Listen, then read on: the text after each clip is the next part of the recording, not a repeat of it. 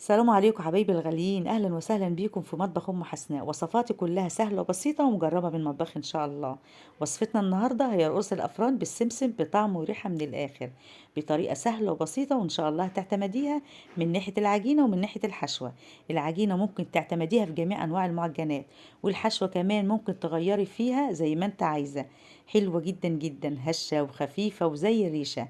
تنفع للمصايف، تنفع للفطار، للعشاء اخر الليل، مع كوباية شاي بحليب. بجد تحفة. شايفين الجمال؟ مفيش بعد كده.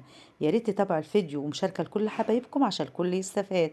وما تنسوش كمان تعملوا لايك وشير وكومنت حلو منكم كده، وتفعلوا زر الجرس عشان يوصلكم كل جديد من مطبخ ام حسناء. بحبكم في الله. اشوفكم على خير في وصفات جديدة وسهلة وبسيطة كمان. سلام عليكم.